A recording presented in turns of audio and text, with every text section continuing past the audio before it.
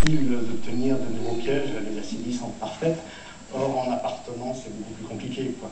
En fait, ce qu'il faut surtout savoir, c'est qu'une plante carnivore, c'est pas une plante verte d'appartement classique, quoi. C'est-à-dire que, d'abord, pour la grande majorité d'entre elles, que ce soit de Dionée, Sarracenia, Darlingtonia, sont des plantes rustiques. Donc, il est bien préférable de les mettre soit sur un bord de fenêtre extérieur, soit même d'aménager une tourbière à l'extérieur. Et finalement, elle supporte des gelées allant jusqu'à moins 10, moins 12 degrés sans problème.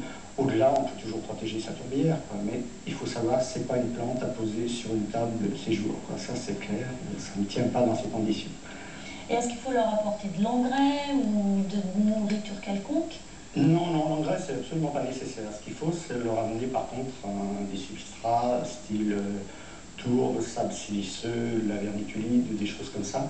Mais pas de mélange terreux style géranium, surtout pas. Il faut toujours des mélanges légers, qui soient très aérés et acides, puisque en général, ça pousse dans des milieux très acides et il faut de l'eau non calcaire pour les arroser. Ça, c'est une règle générale pour toutes les carnivores. Beaucoup de contraintes tout de même. Oui, quand même, quand même. Il faut savoir à quoi on s'engage quand on achète ce genre de plantes. Voilà. Jean-Paul, comment est-ce que les plantes carnivores se multiplient? Est-ce que c'est comme pour les orchidées, on peut diviser les plants?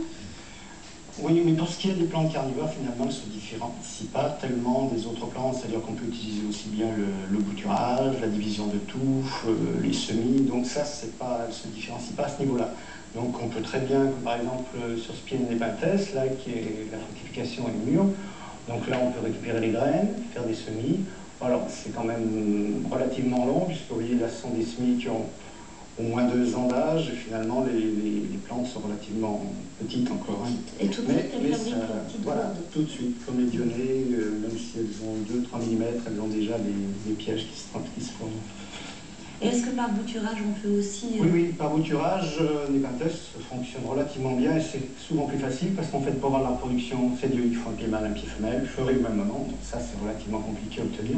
Mais la bouture peut se faire par exemple sur un tronçon de cette longueur, vous enlevez 1, 2, 3 feuilles, vous pouvez même enlever cette 4e feuille, vous coupez en dessous d'un nœud et vous mettez ça dans une bouteille coupée en deux, par exemple dans un mélange de tourbe ou bien éventuellement on peut utiliser de la vermiculite. Ce qui est mieux? Ce qui est mieux, ça évite d'utiliser de la tourbe, puisque finalement les tourbières, c'est pas inépuisable, donc il faut éviter d'utiliser un maximum la tourbe, quoi. Jean-Paul, est-ce que vous auriez des ouvrages à conseiller à nos amis qui voudraient se lancer dans la culture des plantes carnivores?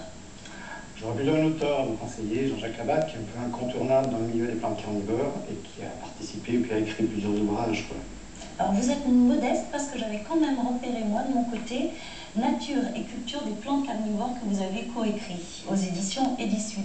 Et puis j'avais repéré aussi ces 2 livres, Les plantes carnivores avec justement les photos de Jean-Jacques Labatte et Plantes carnivores aux éditions Hachette. Il y a aussi un site internet infocarnivore.com. Et puis bien sûr, si vous êtes à Lyon, venez passer un moment toujours très agréable dans les serres du parc de la Tête d'Or, qui sont ouverts, Jean-Paul? Tous les jours de l'année, de 8 à 17 heures. Eh bien c'est parfait. Merci beaucoup en tout cas pour tous ces conseils et votre accueil.